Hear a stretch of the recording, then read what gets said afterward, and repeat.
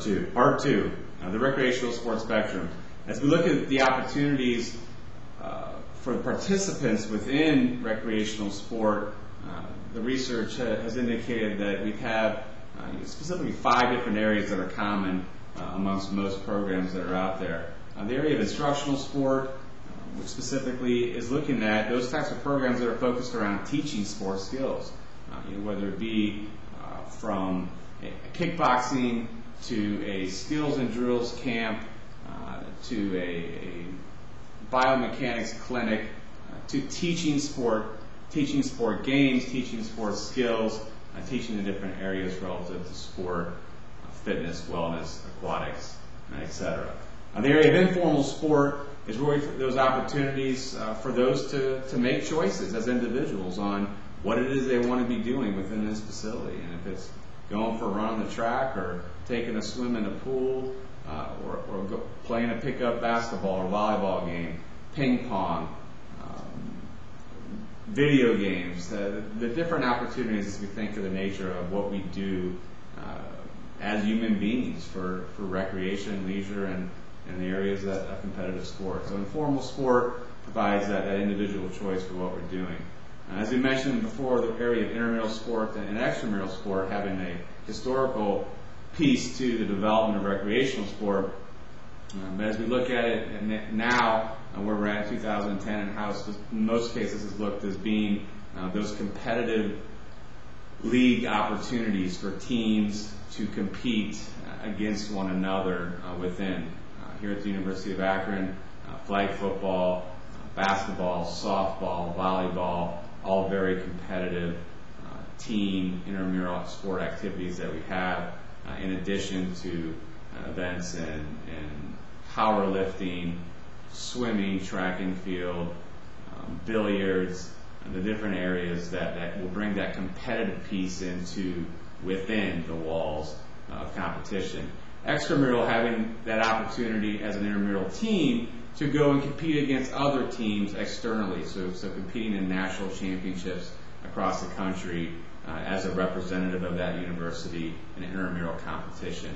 And this has really created some really neat opportunities for students to obviously develop as a group and have that opportunity to go off their campus and compete and see a different place and experience and have the opportunity to foster new relationships. So a really neat piece. And then club sport being that area that, much like going back to the 1900s of the English, those specific areas of developing club sport. So essentially a step below intercollegiate athletics. In some cases, schools that don't sponsor intercollegiate athletic teams, such as rugby or ice hockey, triathlon, areas like that. Club sport seems to exist with that common area, and that seems to be in place across the country. As far as specifically looking at organizational structure and the impact that it has on higher education as a whole, obviously we think specifically of the opportunities it provides for students and faculty and staff to engage in these leisure recreational sport activities.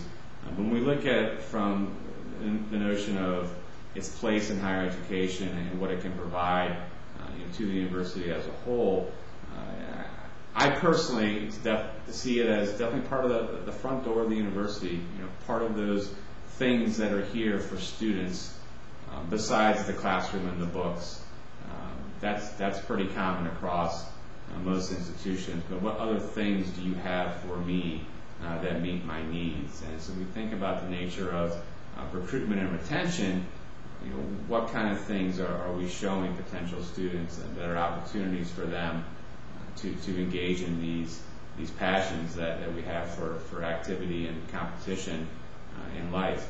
I can speak personally on behalf of my wife, who visited multiple institutions, and having been a former high school athlete and just a health and wellness enthusiast, knew that a facility like that needed to be part of this institution. Those opportunities needed to exist, and ultimately that wasn't the bottom line of why she chose the institution that she chose, but it did play a role in that decision in regards to the service, the facilities, the programs that were offered. So from that perspective, I definitely think that university administrators look at This is being a vital part of student affairs, student development, and what it means to recruitment and retention of students here on campus, as well as obviously providing opportunities for those to develop within these areas.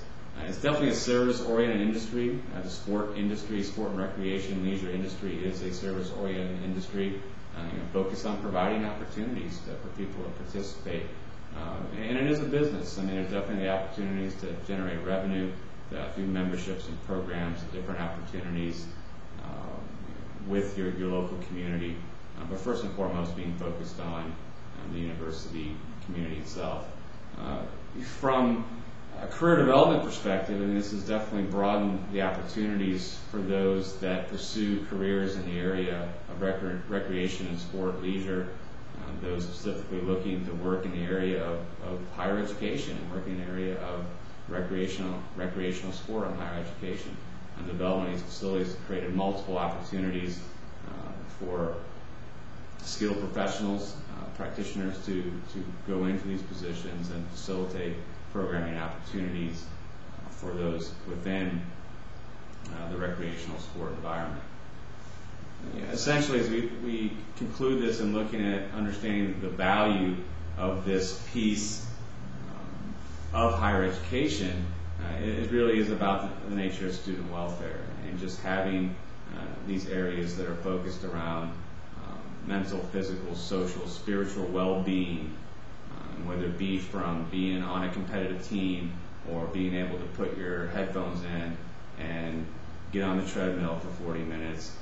Those opportunities for those that are away from home and here in a new place to be able to develop some positive habits and opportunities to socialize and foster relationships that are truly part of student development. And I can speak personally, having been a varsity athlete as well as a participant in intramural recreation, that it was definitely part of my student development.